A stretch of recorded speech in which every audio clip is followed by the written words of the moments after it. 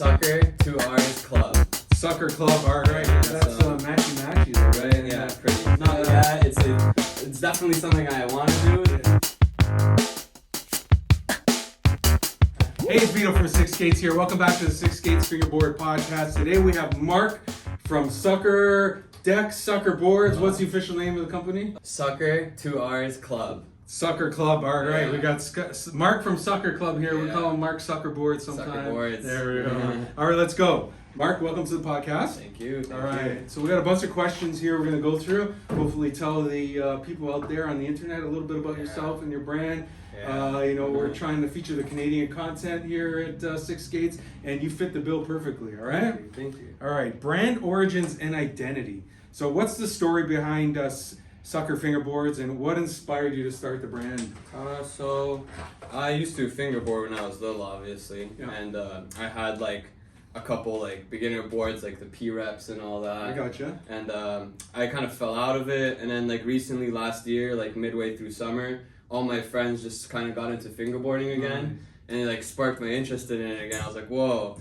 And like I was already like working with wood. I do like hardwood flooring, and I do renovations with my brother, so it was kind of like boom, paired perfectly for me. Sick. So yeah, me and my friends decided to kind of start a little company. We like made an Instagram account, came up with a name. We all like sat on the couch together, came up with a name together, and so Suckerrclub just stuck. Yeah, we were just sitting on the couch, and it was one of the ones that kept coming up, so it just stuck. All right, so what does Sucker represent as a brand? Like what makes it stand out in the fingerboard scene, either locally or in the whole scene? I guess it would be, well, everything is handmade, hand-shaped. I make all my shapes myself. They're all like, I don't really have shapers right now. Okay. It's kind of in the process of the making. Nice. Let's take a little pause in the podcast right now to talk about 6Skates. We're Canada's only dedicated fingerboard shop and park located at 1936 Danforth Avenue in Toronto. If you're in Toronto or online, check us out, 6skates.com. Now back to the podcast. Yeah, so they're all hand-shaped and made, and I cut all my split plies personally with the razor blade. Nice. Yeah, so you're not using a laser engrave or anything? Not yet. It's definitely something I want to do in the future because I find that really cool. You can get more complex with the actual words and numbers and stuff like that. Stuff is really nice. Yeah. Nice. So when did you make your very first board? My very first board, I would say like midway through summer last year, like going into summer. Wow. Not midway. That's not too long. Going into summer, last year. Because I kind of asked my dad to like make me some molds. Okay. And he was like, "Oh, I have no clue how to do it." Like, I was just like, I gave him a couple examples, showed him some like stuff, like like concave, all this, the pops, and he was like, "Okay." So hold on. You asked your dad to make you a mold. Yeah. So like what? He what is he? He made it a bondo, wood, paper towels. Like, so my dad's a CNC machinist. There you go. Yeah. So that's the unlock there, Mike. There You got the head start. Yeah, exactly. You got the hookup. It's been pretty nice. Nice. Yeah. So he made some steel molds for me, which have been nice because they last and they don't really take much wear. Yeah. So he made two for me, and he made a shaper. And so I've just been using that to just make all my boards and everything, just making shapes off of the shaper that I have. Okay. Yeah. So most of us start out with like 3D printed or creating a skate. Right. You went straight. You got the hookup. You went straight to the metal mold. That was one of the things I thought about when I started picking up the fingerboards again. Mm-hmm. I was like, wait a sec. My dad does CNC machining. I can kind of maybe figure something out here. So I talked to him, and it happened, and I was like, wow, okay. That's awesome. So before your Instagram blows up, he doesn't do it as a business. He did a favor for you, right? Yeah. Okay, cool. Exactly. I asked, like, me and my friends came up with the idea, like, why don't we make some fingerboards ourselves? Nice. It doesn't get better than that. Right. It's a family affair, for sure. So how are the first boards you made different than the boards that you make today? Oh, so I actually bring some. Yeah. All right. Yeah. So what do we got here? We got a couple of my first.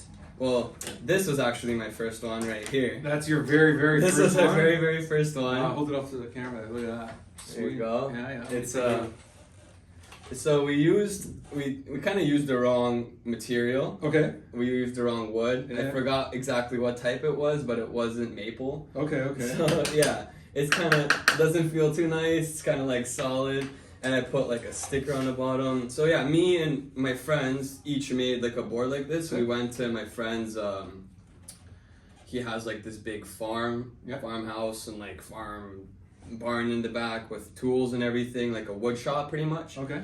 So we went there for the first time, and that was where we made our first boards. Sick.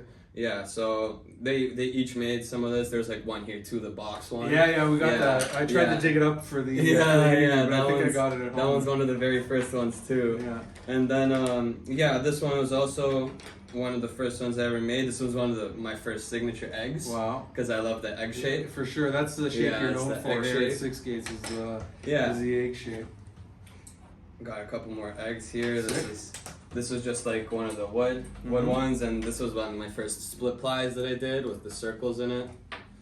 And then these are just blems that didn't turn out well. Yeah. So that's part of the journey of the right? right? Exactly. How many blems or how many not so perfect boards are laying around, but that's so many. That's how you learn, right? Exactly. It's a learning curve. It's definitely a learning curve. So did you like already have experience in woodworking, or was it something that you learned on the? You kind of mentioned it already, but let's talk a little bit more. Right. Yeah. So I've been working with my brother. We do like renovations and restore like flooring and everything, hardwood. So.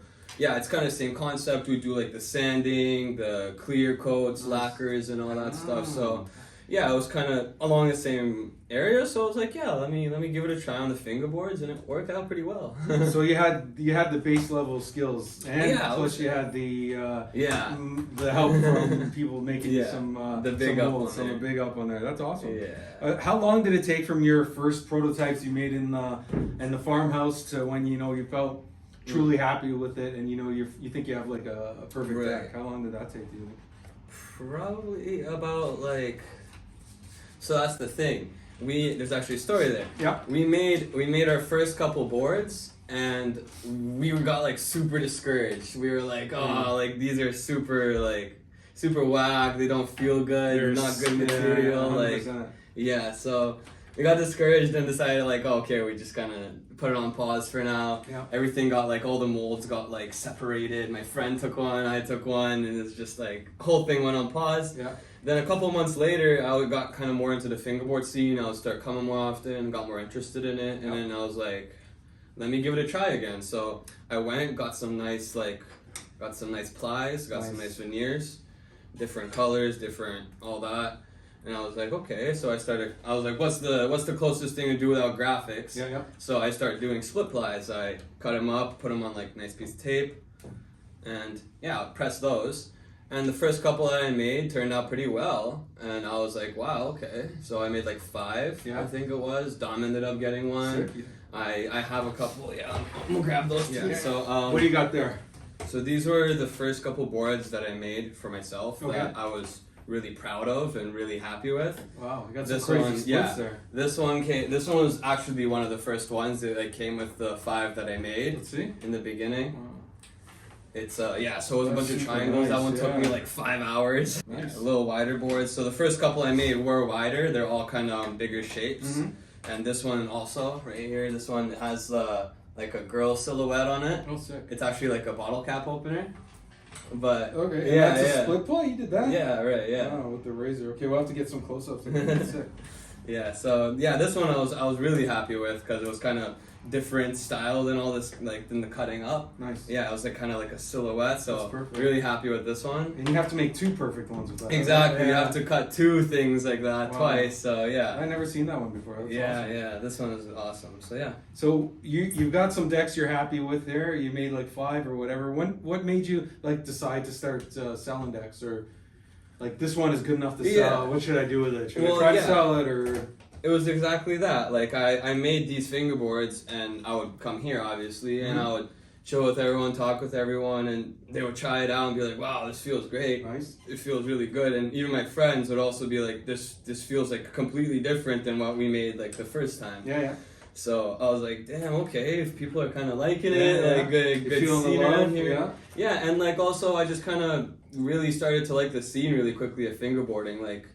it kind of took me like, I don't know, 3-4 months to kind of really fall in love with the scene. It's kind of something that's in my area, you know, like of stuff, because I've done like skateboarding, scootering, go to skate parks and hang out there too. So you're the scooter kid in the park? Exactly. Nice. Yeah, the scene here in Toronto's it's pretty surrounding big. areas. It's pretty amazing. Yeah, it's like a bunch of friends. I never thought I'd be later in life making new friends, but it happened, and it's thanks to fingerboarding. Yeah, definitely, exactly.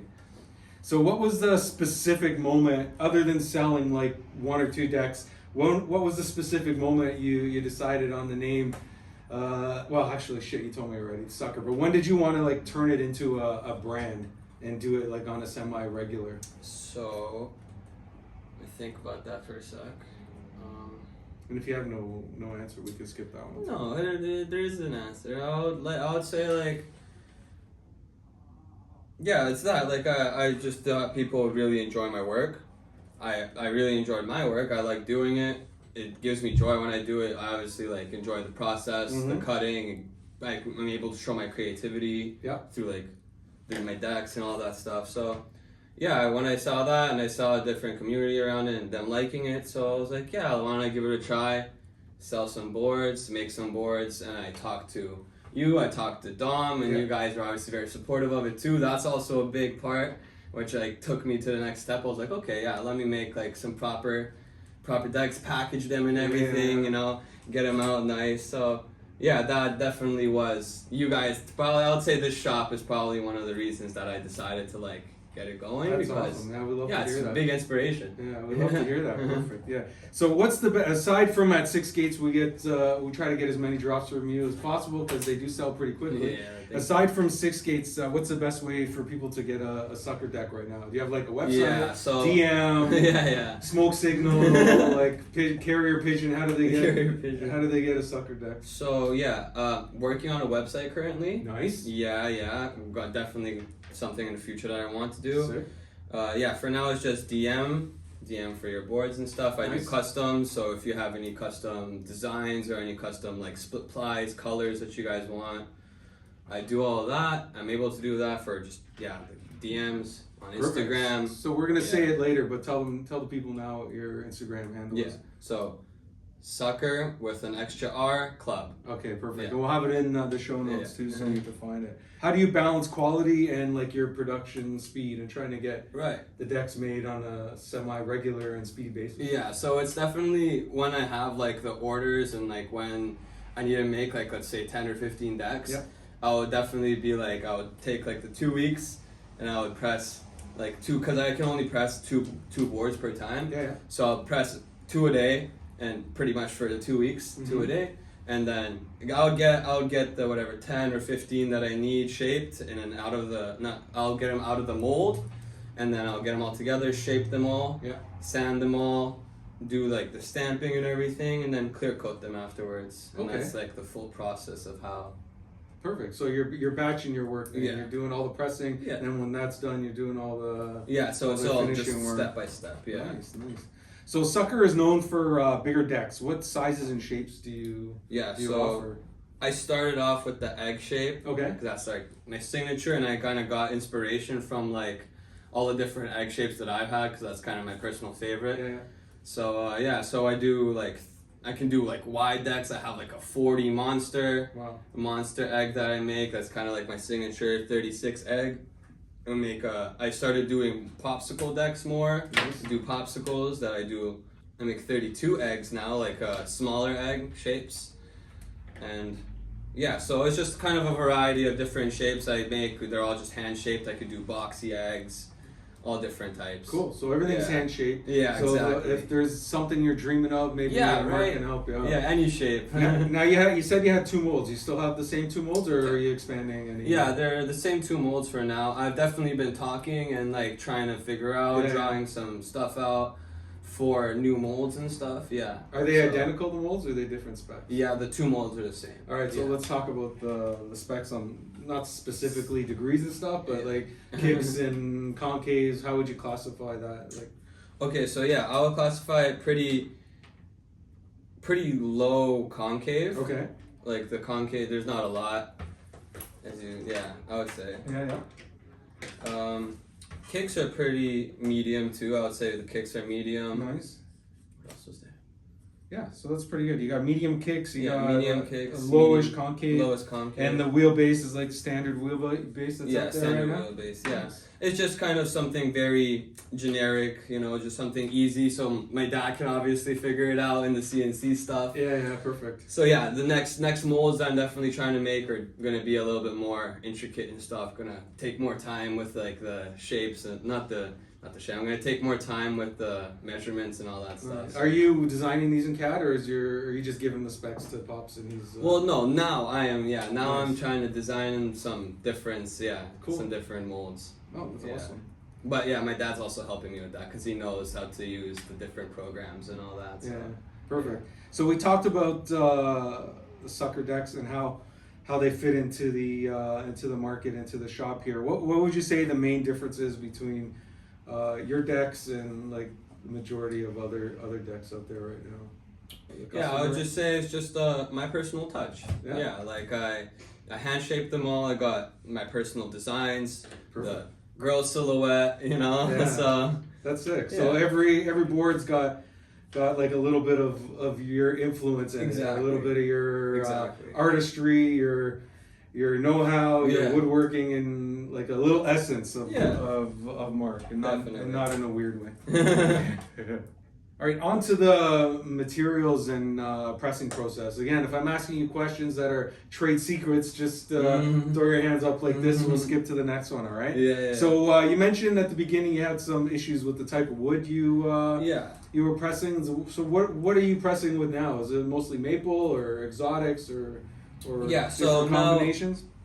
It would be kind of different combinations. I can't disclose where I get them from, but just because Yeah. I get different types of veneers, like as you can see, different colors, Yeah. different types, like exotics and all that. It's And it's just all packaged. It has like big packages, different colors, different shapes. wow. Yeah, so I cut all those up, make shapes out of those. It's tough to find the colored veneers that aren't like super thin. So. Yeah. No, if some of them are super thin, so I have to go through the packaging. And Oh, nice. I take the Caliper. I take the caliper and I use it to measure out each ply. Nice. Yeah. Yeah. So there's that attention to detail that you. Yeah, right, exactly. You don't want the boards to be too skinny, too thin, because then it will flex too much and it won't feel too nice. For sure. So Yeah. definitely the selection of wood has a huge impact on the final wood. Felt that instantly when we went from like soggy deck to when we went from this one to these ones. I felt it instantly, the difference. so you get more pop, you get that sound, you get the whole feel is much better, for right? sure, yeah. Do you plan on releasing any collaborations or signature deck graphics or signature decks in the future? Yeah, so If you can talk about it. Yeah, or- currently working on a collaboration with Rolla. Oh, okay, Yeah. that's cool. Yeah, Yeah, exactly. So Gabe, he's the regular in the shop. Yeah. He's got his hands in all the different. He's super brands, good. Super good at editing graphics. I really like his graphics and all that stuff. So we had a little conversation. We talked, and that's something that I've kind of wanted to try and get into. It's just I'm not good with photoshopping and all that stuff, and using all those editor apps. So we talked, and he gave me a couple graphics. So I'm gonna make a couple boards and throw some graphics on. It'll be like Sucker board with the Rolla graphic on it. That's so, awesome. Yeah, he does great work, and I think it'll Yeah. be awesome to give people the opportunity to buy your awesome split plies, blank decks, and then the graphic option too. I think people really love super that. excited about that. All right, so we're on to the future of Sucker Fingerboards, all right? With 2 R's. I have it with 1 here, but with 2 R's. I'll make sure it's 2 R's in the show notes. Do you see Sucker focusing more on decks in the future, or are you going to expand into other products? Or you don't know? What would be your dream vision for Sucker 5 years from now?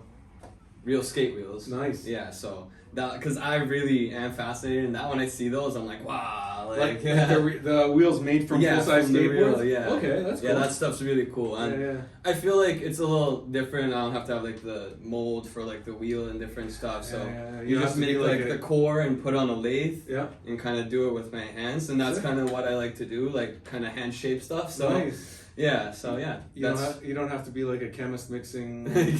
urethane Yeah, or anything exactly. like that. Now, have you tried this yet, or you just no? No. Yeah? Okay. No, it's something that I've thought about, but it's something that's going to be in the future for sure because it's like more of a budget. Yeah, I have to buy a bunch of stuff for that. Yeah, well, I got some wheels for you if you want to. If you want a little blank to start off with. All right. So aside from Gabe from Rolla, if you could collaborate with any fingerboard brand or artist, is there anyone else you'd like to maybe team up with to make the perfect fingerboard collaboration? Even a dream collab? Like, I don't know what to say. All right, Mike Schneider calls you in the middle of the night. No, that's definitely Mr. Zuckerberg. I need you to design me a flat face split ply. Can you do it? What would the answer be? Obviously, yes. Nah. No. No. Oh, hot take. No. Why? Why? Because I feel like Mike Schneider has got all of it. Like, Yeah? he's got all of it. I feel like he don't need a collab with me. So it's like, and plus I respect that. I feel like our decks are on the same level. We'll have to see if we can keep that in, because Mark's gonna try to get into flat face rendezvous, and Mike might barb at the door. No, yeah, exactly. I have to watch what I'm saying. All right, so we talked about this before we started the podcast, but you're in a nice way, you're a fiend for the new fingerboard stuff. Yeah, like exactly. I've always had like every time I come here, I'm like, wow, there's some new drop, new this, new wheels, new boards. It's just kind of cool. I really like the little aspects of fingerboarding, like how there's little graphics on wheels or like different colored base plates on trucks and stuff like that. So whenever there's anything like that, I'll definitely get it. So is it safe to say you're a fingerboard collector then, right? Yeah, you just for don't focus on making them. For sure, yeah. I definitely grown my collection in the past couple months. Definitely has gone up a lot. What are some of the favorite setups you got in your collection? Okay. All right, we're gonna pause. Mark's gonna get it. So yeah, okay. We'll start here. Okay. This is a new funeral deck I just got from here. Nice. I've been a really big fan of funeral for a while now, so I already have like 2 or 3 other decks. Yeah, he does great work. Yeah, and I love this graphic. This is probably my favorite graphic out there, the one with the little flamey guy on it. And so got. Wait, do I talk about the whole set? Yeah, whole setup. Yeah. What kind of trucks? I got some dynamics on here with Okay. truck loops in there because truck loops the best Tuning? bushings in my opinion. Everybody loves the truck. Yeah. And some blue wheels. I think these are They look like the small ones. 70s. Yeah. These are the 70s. Okay. Yeah. This setup is awesome. It's like a nollie heel god. Nice. I don't know what it is about this. It just always happens with this. Yeah, it's clutch. Yeah. This is one of my favorite decks just because it's wonky as hell. Yeah. It's What do you mean wonky? What do you mean? It's 40 wide popsicle. Oh shit. Yeah. It's just super Wow. short kicks and it's just super wide. Yeah, and I got the creeper trucks on and some maple wheels. Nice. Yeah. The maple wheels. Also, they're the truck ultras, loops. right? Yeah, they're the ultras. And the truck loops. Yeah, Again. this one just feels crazy. Wow. Yeah. All right, and, on to the next one here. We got. This is the heroin egg. So this was I've been wanting one of the heroin like what are these called? Collabs? The eggs? Yeah, the heroin and goo collabs for a while. Nice. And yeah, I finally managed to get my hands on one. It was like a drop.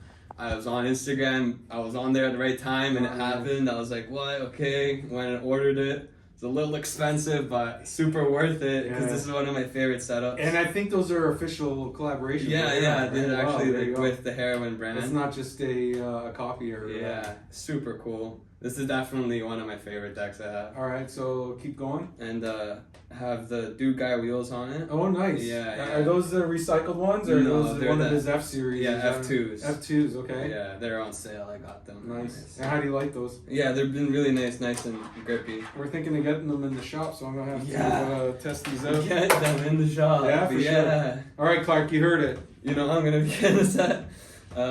So And I've got another heroin. Nice. This That one, looks familiar. Yeah, this one I actually got from here. Nice. Yeah, so this was the Swampy Monster. Now is that a goo one as well, or is that No, this another- one's a Chem's heroin collab. Okay, sick. Yeah, so And that's an official collab too. yeah, so also that's- have the official collab Yeah. and have the Joy Cults on here. And That's matchy there, right? right, And yeah, pretty. And the trucks you got on there. Yeah, these both have hex trucks. Hex trucks, Both the heroines have hex trucks. Okay. And then my setup. Nice. This is like my main setup. I got these raw dynamics on here. Okay. I got from here. Were awesome.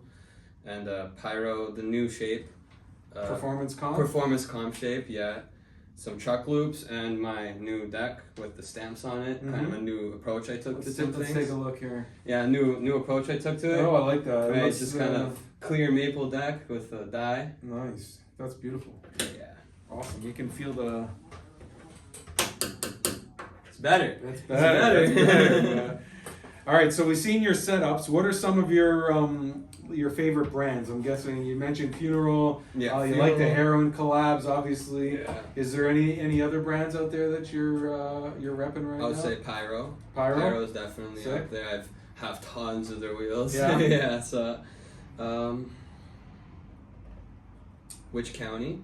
Okay. Yeah, which county? I really like their decks. Tell me about which county. Where they at? Are they from America? Yeah, or- they're from America. Yeah, Okay. it was like I got in contact with the guy and we talked for a bit Yeah, and yeah. like I got one of the decks. It was just I've been really liking it personally. So Was it like a classic popsicle style? Or yeah, did it you was do a something different? yeah, it was a popsicle 34. Okay. Yeah, so Cool. yeah, I really like that deck.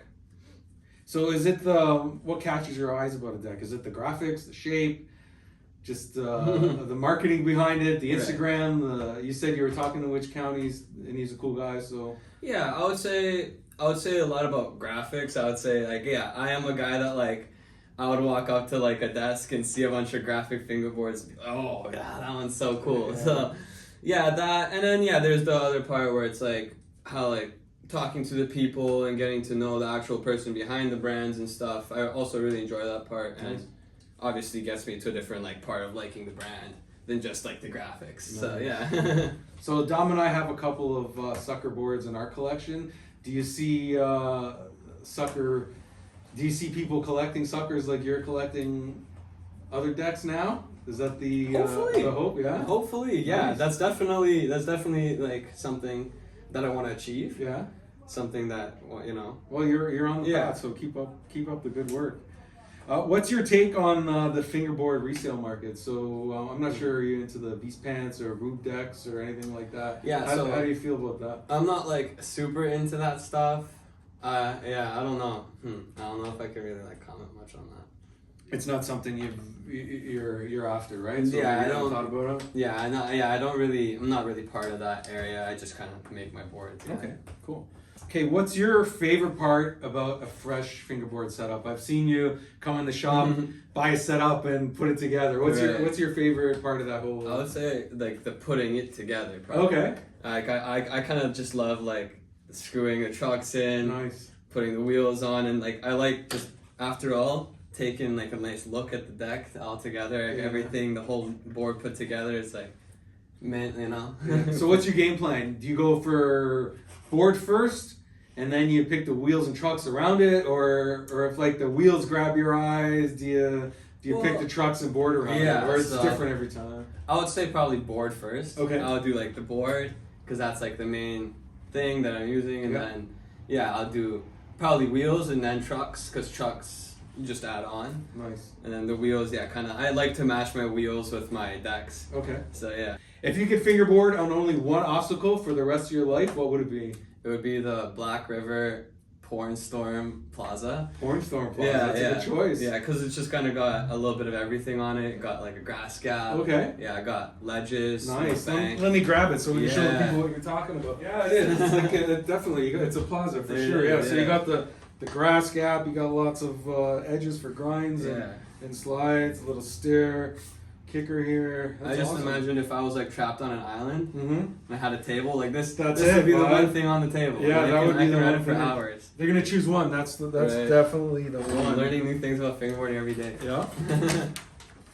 All right, so we got some trips coming up here. We're heading to Fingerboard Con in April. Yeah. Is this your first major event, like as a brand and as a fingerboarder, or? Yeah, so for sure that is my first major event. It's kind of like a thing that I've seen like as a kid. Like even before I was fingerboarding, I was just like, I would see like a YouTube video of it and I'd be like, wow, fascinated in it.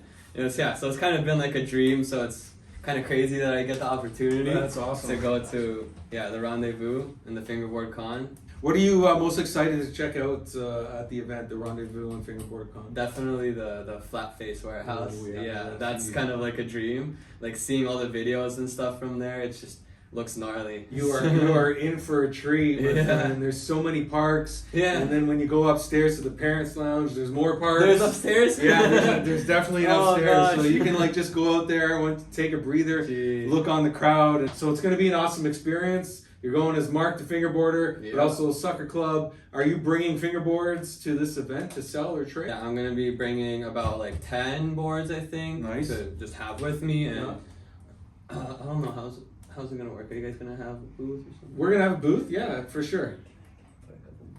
Yeah, for sure. Yeah, so we'll have a couple of, so here, you heard it here first. There's going to be Suckerrclub decks at the 6Skates booth at Fingerboard Con, but also find Mark, and he'll have some decks as well. I'll definitely have some on me. Yeah. For sure. And if you're interested in some custom work, maybe you have time to do it before the event? Yeah, definitely. If you guys are going to the Fingerboard Con, then let me know, text me. I'll be coming down and I can make a custom. So yeah. Perfect. So are you going down with the intent to grow your brand or just to go and hang out and then whatever happens, happens? Definitely a little bit of both. Yeah? Yeah. It'll be definitely want to get to meet everyone. I want to talk to all the different fingerboarders, all these guys that I know off Instagram from the US and all that stuff. So that's definitely a big part. Yeah, and definitely big part of that too. I want to experience all the different parks and all the different things they have there, vendors and all that. So definitely excited for that too. Do you think attending an event like Fingerboard Con is important for newer brands like yourself? I feel so, yeah. Yeah.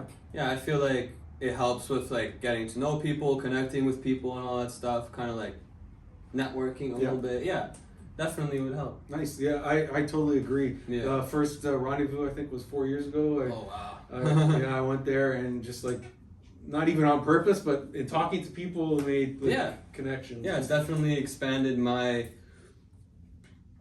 horizons too, where I just start talking to more people, start kind of knowing more about fingerboarding. Mm-hmm. People talk, give me some advice, So it's good. It's great. That's awesome. That's good that you're going to be open to that. Yeah. So do you have any plans to document the trip, do a vlog or video or a post or anything like that, or you just gonna live in the moment? Yeah. So I'm definitely going to be posting quite a little bit more than usual when I go to the Fingerboard Con, because that's pretty exciting for me. It's kind of something I've been looking up to, kind of since a kid. So yeah, definitely. That's awesome. All right, so tell people your Instagram account again so they can follow you and follow the journey to Fingerboard Con. With an extra R Club. All right, so any shout outs or final thoughts before we wrap up the podcast? Yeah, so shout outs to all my friends that helped me create the brand, helped me kind of come up with the name. Shout out to my dad.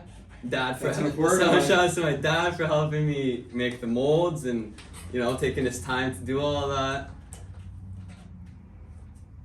Shout out to you guys. Shout out to 6Skates. We're happy for supporting me and having my decks in store all the time. Nice. And shout out to just all the other friends that I made here. That Dom, Gabriel, all the other guys that I know. So many. Exactly. Yeah. All right, so that wraps up episode 2 of the 6Skates Fingerboard Podcast. Thank you so much, Mark, for coming in. Mark Suckerboard for coming in and spending some time with us here. So we're going to put all the socials and links and all that good stuff in the feed. And Mark and I will see you at Fingerboard Con in April. Awesome. Have a good one. Peace.